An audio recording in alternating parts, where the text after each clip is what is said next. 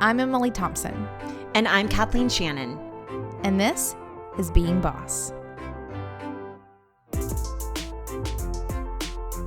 In this episode of Being Boss, join Kathleen and I as we discuss the current coronavirus pandemic, as well as the lessons that you can take from and opportunities that you can find in it as creative business owners, and our top tips for working from home, especially if you're now doing it with kids.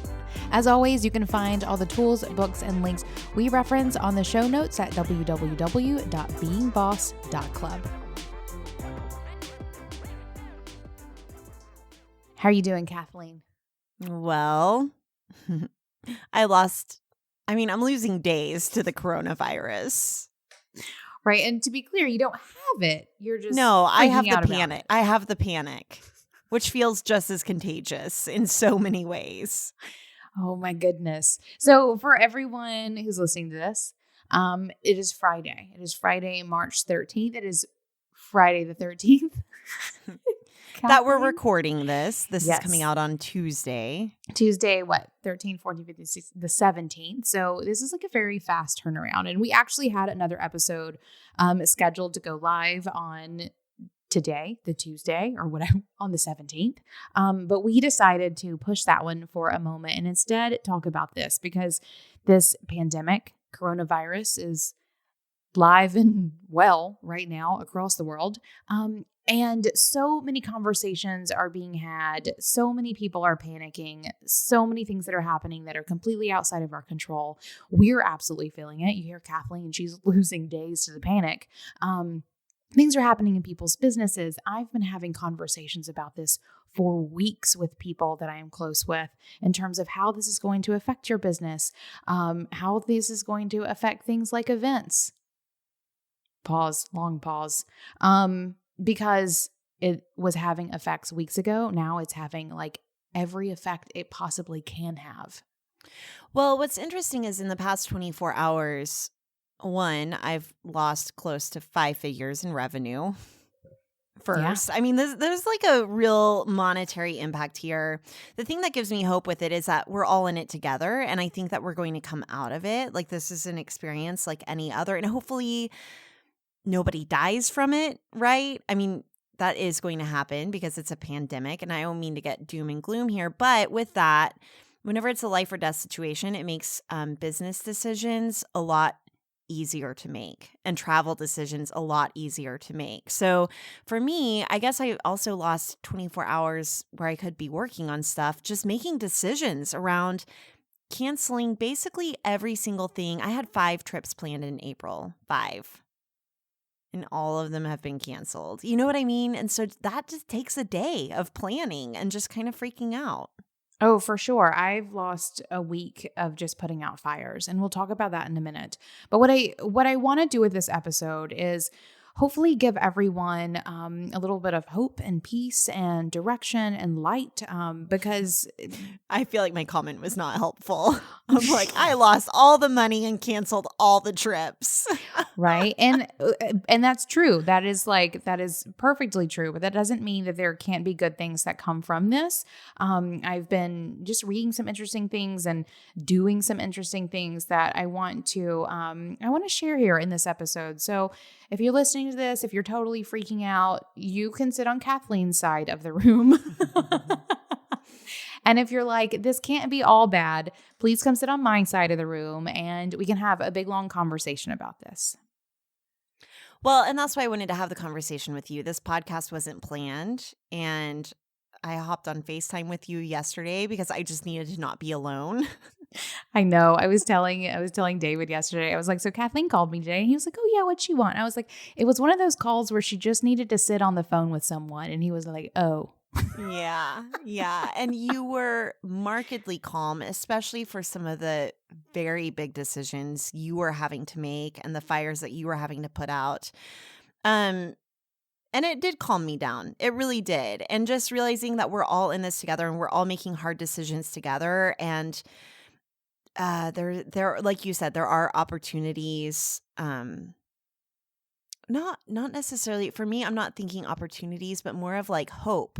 I'm seeing how some systems are broken and how they could be changed for the better. And I think that this is a big crack that's going to reveal a lot of that on a global level, but then also like on our teeny tiny small business levels too.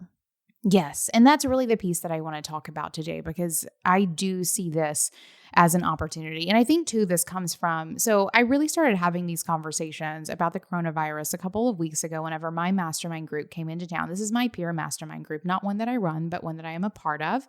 They came to Chattanooga, and it was right about the time that it was really big in China, and maybe the first couple of cases had been found in the US.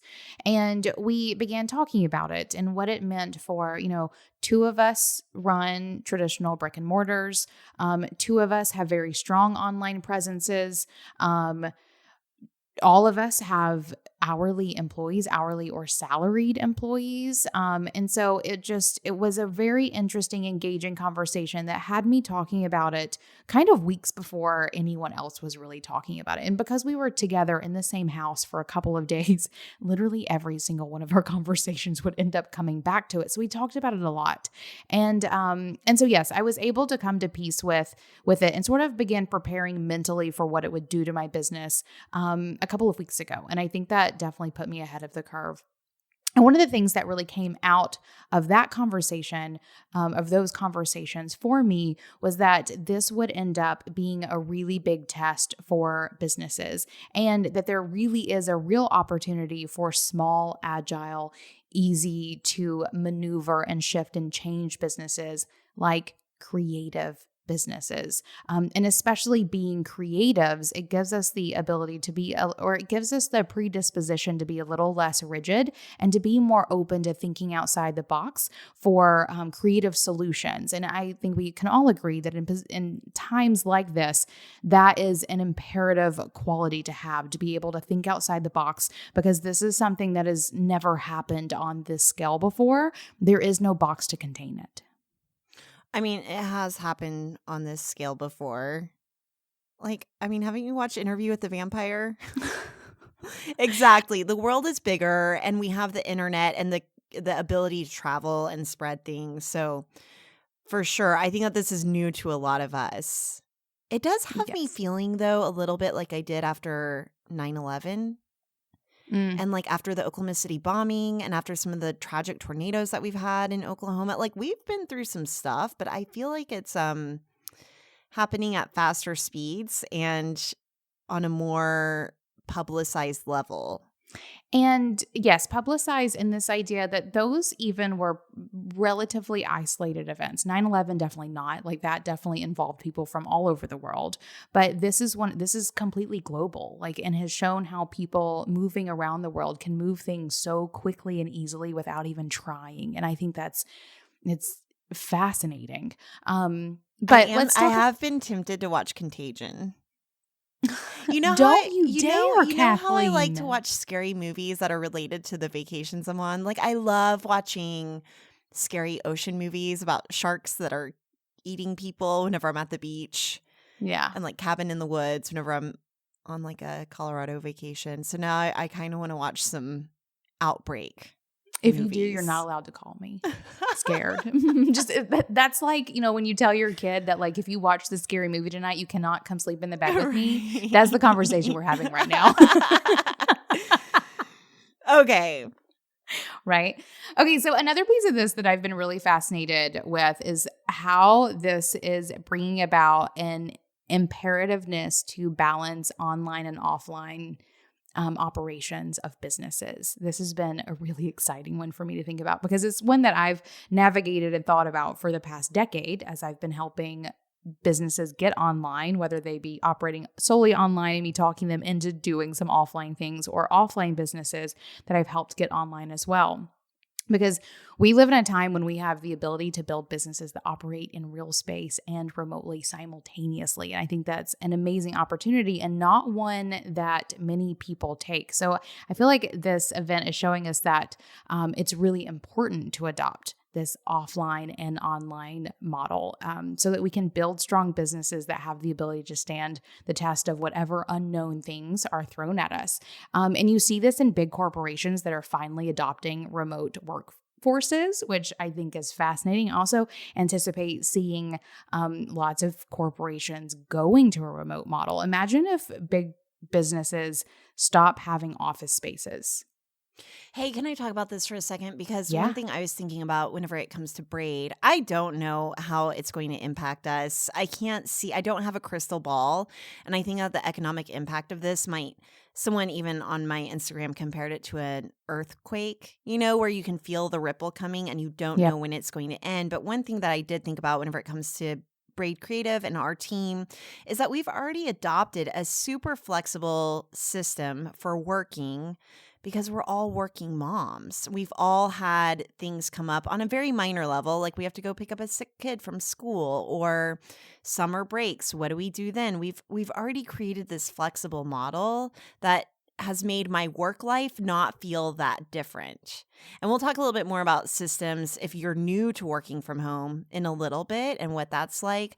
But also, my husband has been given orders to work from home until further notice. My neighbors have been given the same orders. So I do think it is really interesting and could bring about a big opportunity for more flexible work systems on larger levels. Yeah. I hope so. I think it's great. I also love that work from home moms are the most prepared. I know, Think about right? that. Exactly. Who saw that coming? All working moms did. So I was talking about workforce.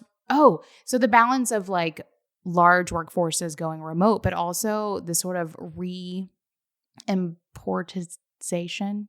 It's becoming important again. I'm making up words. Reprioritizing. Yes, this reprioritization. How about that? Of focusing on small and local, of doing things really close to home. I feel like we're sort of living through this little paradigm shift pocket, which I think is fascinating. And I'm totally eating it up, loving it.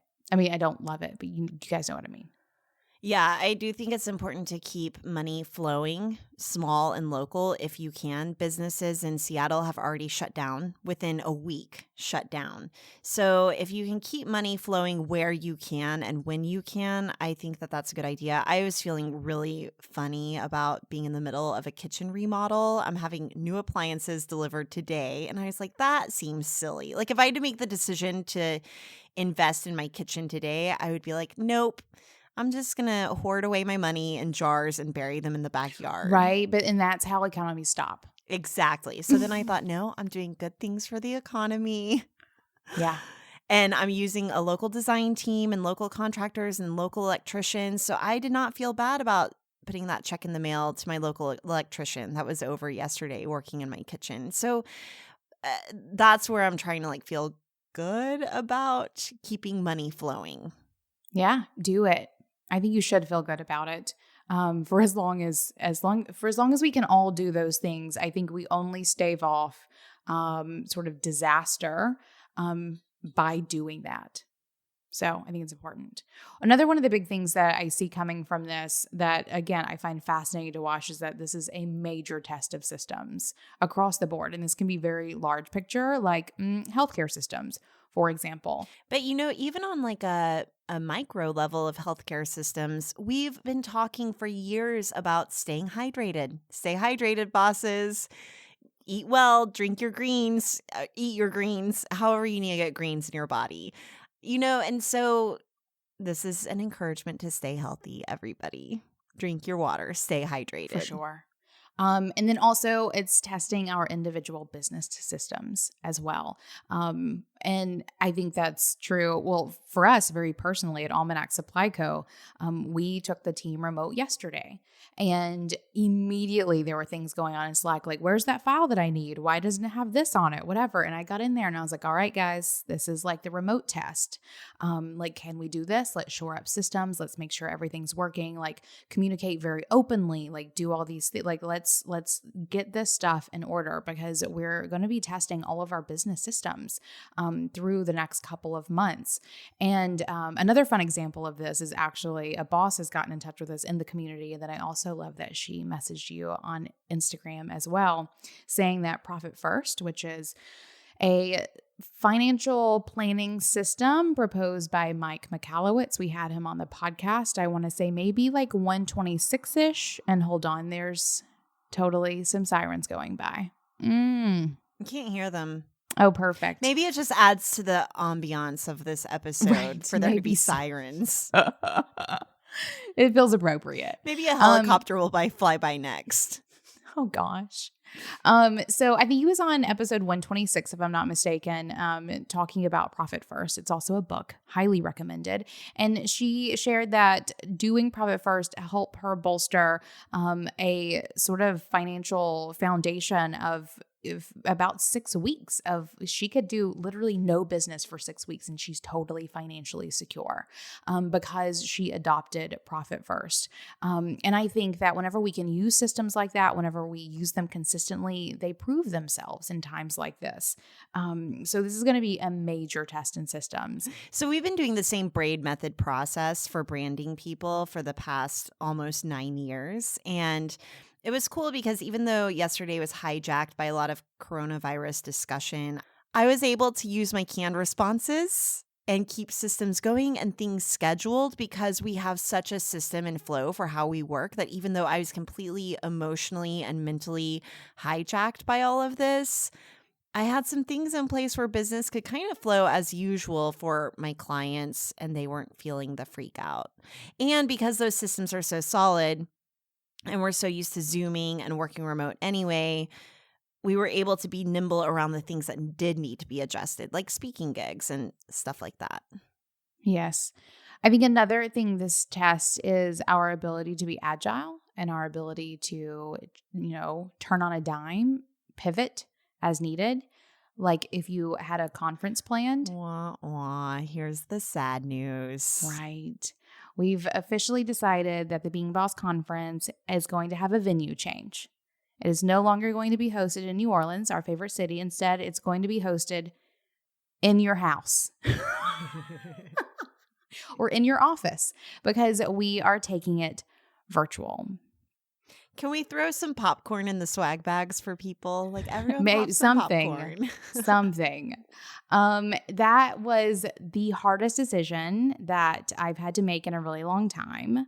I will also tell you that has tested my mental health and have come out of it to the good. Where like, if I had to have made this decision a year ago, guys, I'd probably still be in the bed crying, like right this moment. And feel free to go back. We have an episode that we did a couple of months ago called Burnout and Buyout, where we talk about burnout and the sort of slump that Kathleen and I went through for about 18-ish months plus.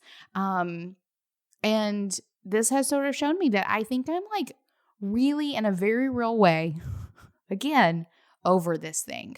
Because it was not an easy decision, but it's been fine. It's been really, really fine. And it's shown me that I'm not through the burnout because it really stressed me out.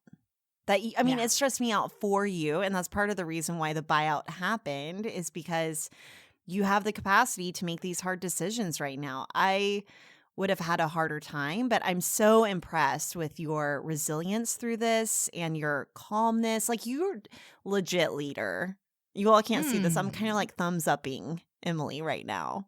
Thank you. And it's the kind of leadership that we need on a small business level and on a community level. I do feel more calm on a community level, like with schools getting canceled. Fox is home for 3 weeks and I'm trying to reach out to my elderly neighbors and see if they need help grocery shopping. I'm not trying to distract from the conference conversation, but it did freak me out a little bit.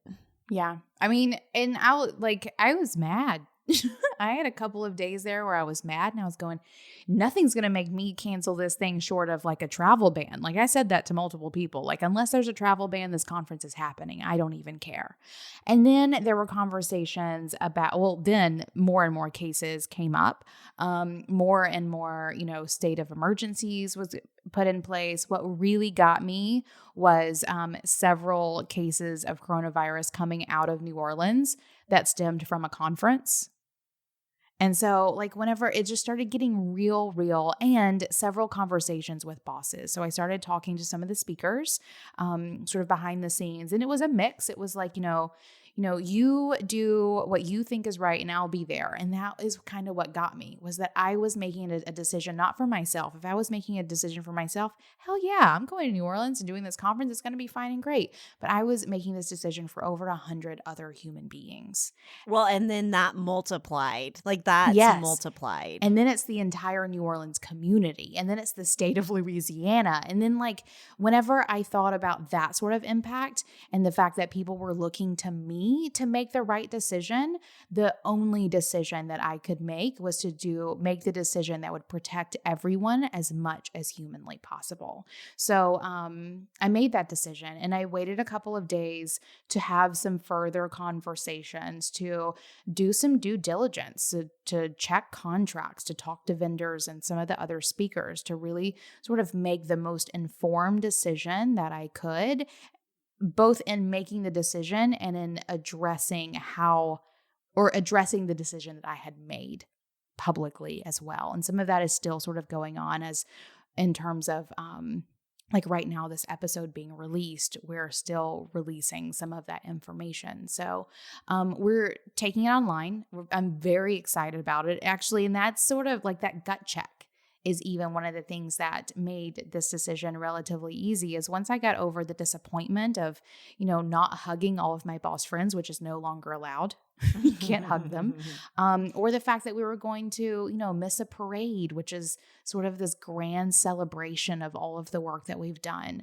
Once I got over that disappointment, it just made sense. It just made sense. And I also cannot say enough how much I sincerely appreciate the support that I have had from my boss friends, from the attendees, from the people who just checked in with me going, I know that you're planning a conference right now and I'm thinking about you. Are you okay?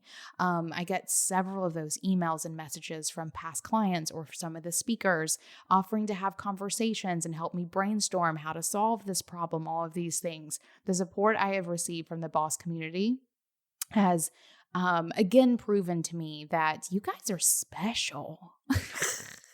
Really special. So we've made that decision, and we've immediately jumped into planning conference number 2. And by conference number 2, I mean, we planned one conference, we were on the road doing it, and we've had to completely pivot and instead plan an online conference.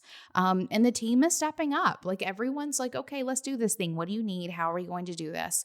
And we have some really exciting things in place. It's also funny. We were planning on doing virtual tickets for the conference anyhow, and we were planning on launching those around now anyhow. So now we're just sort of kind of pivoting, kind of shifting, kind of just realigning. And I don't know, now we're doing a virtual conference. It's happening. It's going to be great. Way better than everyone getting coronavirus. Oh, for sure. Right. I want to talk a little bit about, should we take a break real quick? Yep. I was going to say, put ad here. I'm already seeing the messages flying through my feeds. I'm missing human contact. I love my husband, but he's the only person I get to see and it's driving me mad. Or I'm freaking out about the isolation. That one's legit, bosses. It's bad for your mental health to be isolated from your peers, now and always. It's more important than ever to schedule up virtual coffee chats with your colleagues and business besties. Or if you're working remotely from your team, getting some virtual FaceTime on the schedule is a must. But spending long threads of communication to find the right time will always be an unnecessary waste of time. With Acuity Scheduling, say goodbye to the back and forth to get a meeting scheduled. Just send a link and wait for the confirmation. It'll be booked during your pre-designated availability, and all you'll have to do is show up. Acuity Scheduling, the scheduling assistant that works 24/7 behind the scenes to fill your calendar so that you don't have to. For a limited time only, you can get 45 days of Acuity Scheduling absolutely free, no credit card required, by going to acuityscheduling.com/beingboss. I want to talk a little bit about finding opportunities and a little bit of balance whenever it comes to maintaining enthusiasm and optimism, but also being realistic and weathering the storm. Where are you at with all of that? I'm just here. I know. I mean, Right? you really can only take it one day at a time, right? Yeah, I mean, just one day at a time. I mean, we've more or less self-quarantined. And partially, like, I was in California last week. Right? Like, I flew to Alt Summit last week and did that conference and came back, and I went to work for a couple of days. Haven't come into contact with very many people, but a couple of days ago decided, you know what? Like, if I'm going to cancel a conference, I should also self-quarantine, just to, like, I better, like, cross all my T's and dot all my I's in terms of, like, protecting myself and everyone based on my decisions. Yeah, I'm doing that too. So Fox is out of school for the next 3 weeks, which we need to talk about because I need to figure out how to homeschool my child while also Yep. working from home. Yep. But for me, I'm trying to approach all of it like a parent. I'm probably being a little bit more candid about my freak out on this podcast to all of our listeners. We're all friends, right? But whenever it comes to my social media feed, especially like on my business account, and whenever it comes to literally talking to my child about coronavirus, I'm trying to keep it really positive and not scary. And I need to remember to talk to myself that way too, and just take it one day at a time to stay positive. I mean, you all know it's so funny with all this travel that I'm having to cancel because I basically think I'm going to die before every trip anyway. And before every trip, I have to convince myself that is not real. That is just your anxiety speaking. And so then with the worst case scenario now popping up with this coronavirus and a pandemic, I'm like, wait, is this just my anxiety or is this real? This is real. Real. This one was real. All the other ones were anxiety. This one is real. But it can be hard to tell. I mean, like I said, I've been talking about it and having conversations and really creating contingency plans for like multiple parts of my life for so many more weeks. And now that we're here, I feel a little more prepared. So I'm feeling a little less freaked out. I also don't freak out very easily about a lot of things like this. But I will also say too, I'm probably more well-informed about this event than any other world event that has literally ever happened in my lifetime. And partially because I've had to stay very well-informed in order to make the decision that, you know, has affected over 100 of our community members in terms of making a decision about the conference. But I mean, the only thing I can do is just sit at home and do my work and send David out for toilet paper he can't find or whatever. Like, you know, just one day at a Toilet time. paper is not going to save you from the coronavirus. No, it's not. Everyone just wash your hands. You know, and that's one of the things as far as staying informed goes. It's funny because actually I've been on top of this probably since January. I have a client who has product that's been on hold in China since January because of coronavirus. Some of Jeremy's coworkers have had to be quarantined. And I definitely had that very American approach where I felt immune and safe and isolated from it, even though the CDC warned us that this is going to happen and it's going to get worse before it gets better. So whenever it comes to lessons learned, my lesson that I've learned is that we're not immune to this and that we need to listen to the experts. So I saw this really great graph shared by Pantsuit Politics, and they've done a couple of really good episodes on this that have helped ease my fears. For me, staying informed has eased some of my fears, and if we just all do our best, it's going to be fine. It's going to be inconvenient, but it's going to be fine. And so one of those things is canceling everything. We have to cancel the curve whenever it comes to keeping everybody safe. My parents had a trip planned to Hawaii literally on Sunday, and I encouraged them to cancel. Like, they are not immune either. Don't be flying across the ocean. So we have to stay informed. We have to stay resilient. We have to stay stable. Right. And help each other. Like, be there for each other.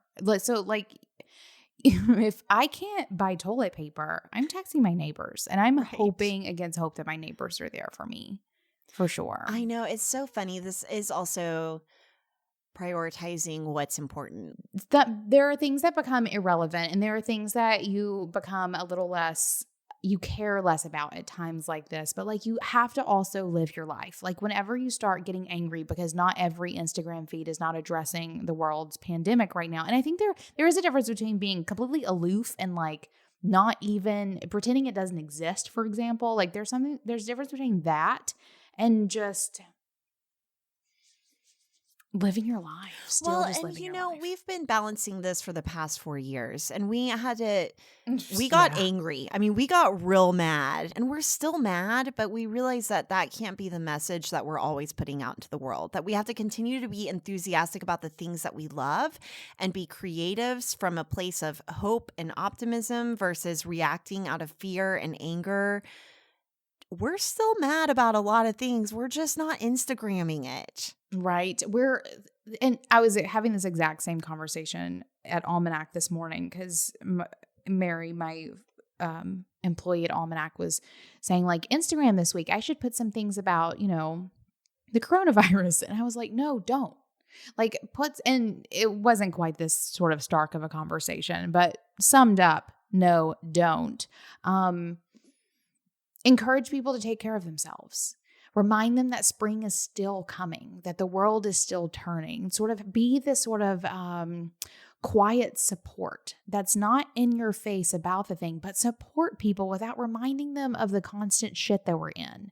Like be a light of hope, not like giving someone a shovel to dig themselves into a hole. So I'm a total gym rat, and I love going to the gym.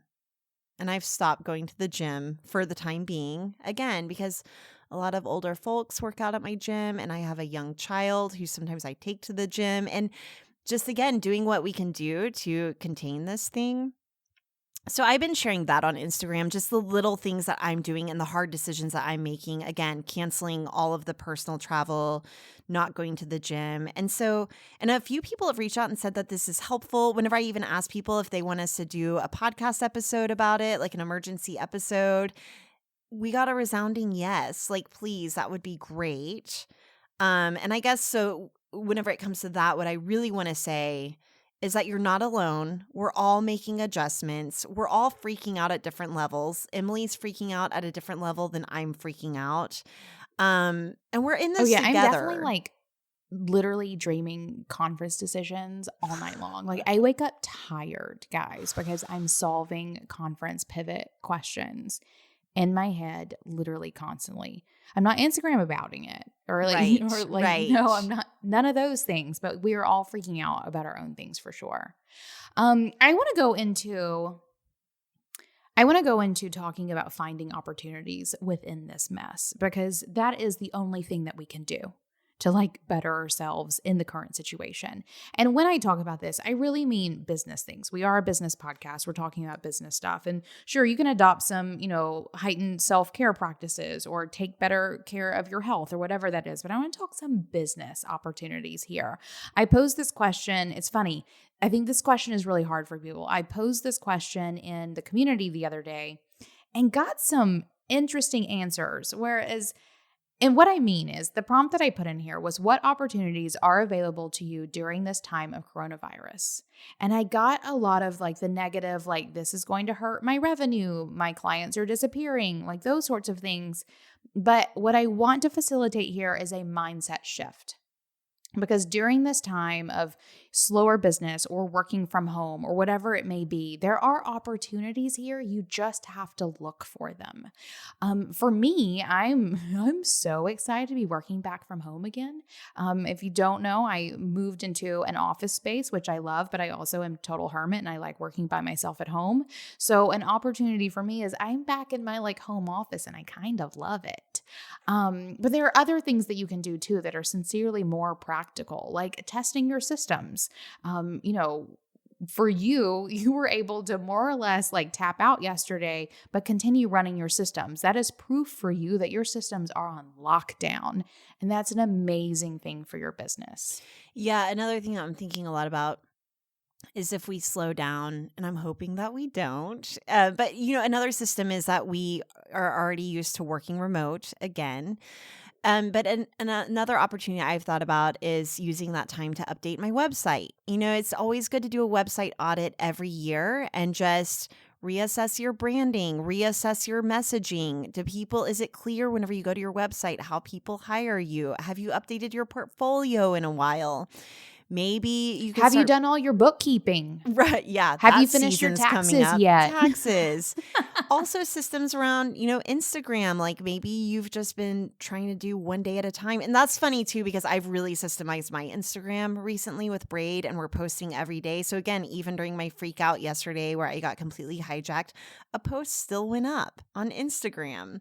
And because I had systems in place and because I've batched it. So these are times where some of those things that you haven't been doing, like getting on Asana or figuring out your bookkeeping or implementing your FreshBooks or your Acuity systems or finally developing out that online course, those are all things that you can start working on now and shoring up so that whenever you hit the ground running in 6 to 8 weeks with all your client work and people are out shopping again, you've got some extra help in just automating some stuff. Right? You've done the work.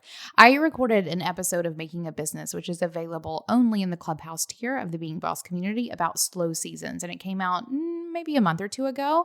And this is the exact idea of that, is that every business has slow seasons. And whereas usually we can anticipate when they'll come because, there's a natural ebb and flow that is usually around Christmas. All of the economy operates around Christmas, guys. One way or the other, you're affected by it. But this is one that's just kind of being slammed in there. We were previously unaware of it. But there are still things that you can do during your slow season. Another thing that I'm seeing that I'm loving so much, and I think we'll only begin seeing more of this, is a cultivation or recultivation of community. Two of the things that I've seen is one, my peer mastermind. We are talking so much more right now because we're troubleshooting problems. We're asking each other questions. I was able to get in touch with one of my peer mastermind folks a couple days ago and was like, you read to me this really great sentence that you wrote about the coronavirus that you sent to your email list when we were together recently. Can you please send me that? Because I'm trying to write one for myself and I sound like a caveman. So we've been talking through and working through some of these things very, very closely. Similarly, in one of my mastermind groups that I've run previously, we still have a group Slack together. They're in there scheduling a call with each other for next week because they're all now working from home. Most of their husbands are also now working from home, which is a whole other dynamic. And they just want to talk to each other. They want to talk to their people. So I see people reconnecting in a really beautiful way. And good things can only come from that. Hey, boss. Listening to us in your headphones or in your car while you do whatever it is that you're doing, all by your lonesome. Guess what? No matter what you think, you're not alone. In the Being Boss community, bosses from all over the world are rallying to do this thing together, even if we're sitting alone at our computer with our PJ pants on. You can connect with bosses anytime to ask questions, get help, or just chime in. Whatever you need to remind yourself that we're all here and we've got your back. Learn more and join the Being Boss community by going to beingboss.club/community. Okay, I want to do a quick fire about working from home. We've probably did a working from home episode, probably within our first 10 episodes of Being Boss, but now with this, a lot of people are either talking to friends who are just now working from home, or maybe you have a full-time job and a side hustle and you're having to work from home now. So I just want to kind of quick fire some tips for working from home. My first ones are to get set up with Zoom and Slack. So Zoom is great for video conferencing with your teammates. I think that face-to-face connection is really important, and you're going to start missing that if you are working from home for the first time and have team members. Or again, like you said, with your business besties or a peer mastermind group, you can just hop on Zoom real quick or FaceTime and see people face to face. But then also Slack is so good whenever it comes to working remotely because you're not cluttering your inbox and you're still getting some of that water cooler chat in certain channels. You're getting quick answers to business or client questions that you might have, and it doesn't have to go to email. So those are my two big like apps that I would start using ASAP is Zoom and Slack. Yes, and I want to talk about like physical workspace. I think finding a place in your house that you can get focused and do the work is imperative. Like for me, I cannot work from my kitchen counter because I'm looking straight at my sink. And if I'm looking at my sink, I'm usually thinking, oh, I wish that, knife were washed, or maybe I should wash an apple and eat it. Or like I can't work at the kitchen counter, for example. And I have a great island that would be great for working, but I can't do it. For me, having a designated space and extra points if you have a door, especially if you have other people in the house. But I also think if it's just me in my house by myself, when I close the door, it's time for work. Yeah, with that, I also want to say don't do chores during your work hours. Oh, no. Just don't do them. And I know it's tempting, but don't do it. Wait until your work hours are over to go clean your kitchen or do the things. I also want to say that you might get more done in less time working from home. You don't have that casual chatter that really starts to add up whenever it comes to working. You don't have your commute. You're going to get more done in 5 to 6 hours than you typically do in an 8 to 9 hour workday. So if you have to tap out early, don't feel bad if you're not putting in a 40-hour work week. Just going to throw that in there. I will also say too, stay away from your kitchen. I often find myself when I'm working at home snacking a little too often. Like it's so easy just to like, oh, I need to take a tinkle break. Oh, maybe I'll make myself a cup of tea and then I'm eating chips. So I have to be very mindful of my relationship with my kitchen when I'm working from home. Just putting that out there. I have to make sure on that note, I have to make sure that the chips and peanut butter and all the things, and especially the chocolate, I can eat a bar of chocolate in a day working from home. So I just have to make sure it's not on the counter. If it's on the counter, I'm going to eat it. But if it's put away in a cupboard, I'm not going to just mindlessly snack all day. Yeah, that was my new thing.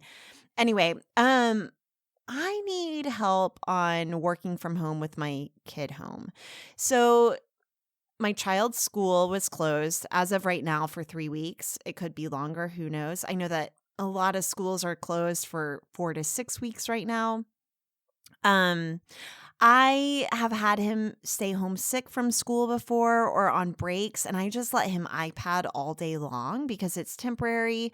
But we can't sustain 8 hours to 12 hours a day of watching YouTube while I'm working from home. So his brain will be jello. I mean, jello. He's pretty smart, but yeah, right? Jello. It affects his attitude. No, it has nothing to do with his smartness. It's his attitude. He gets real upset and emotional whenever he has that much screen time. For sure.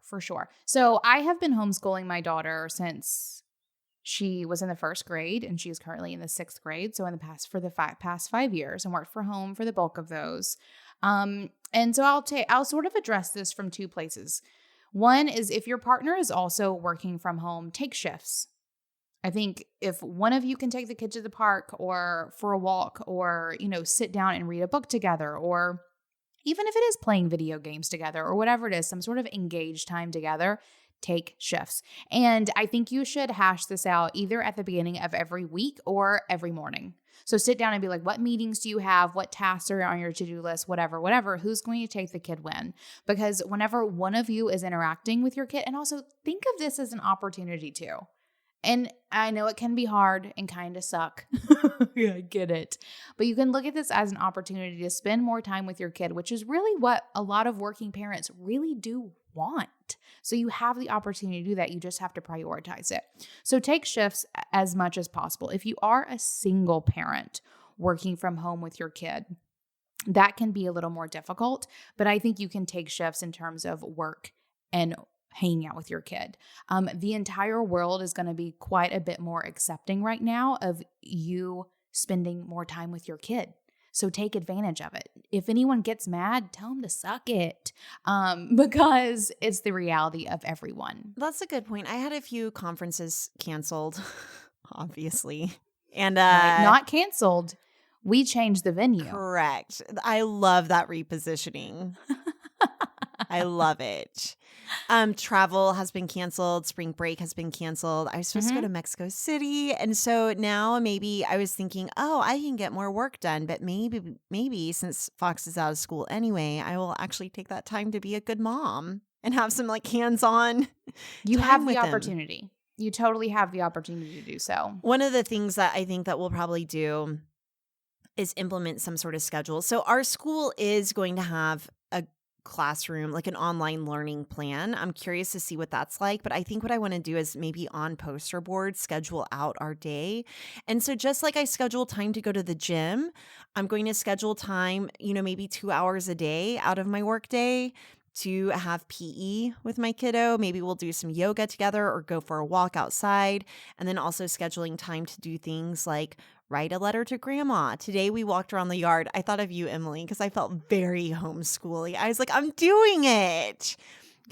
We did science today by walking around the yard and looking at what's blooming. And I was like, oh, let's take a picture of this flower every day and we'll see how it grows over the next 3 weeks that you're not in school. You're totally doing it. But he's also upstairs playing video games while we record this. So okay, so that's completely fine. So here's another hardcore rule that I have in place, and it's funny because I see this being not done in the way that I do it a lot, and it drives me insane.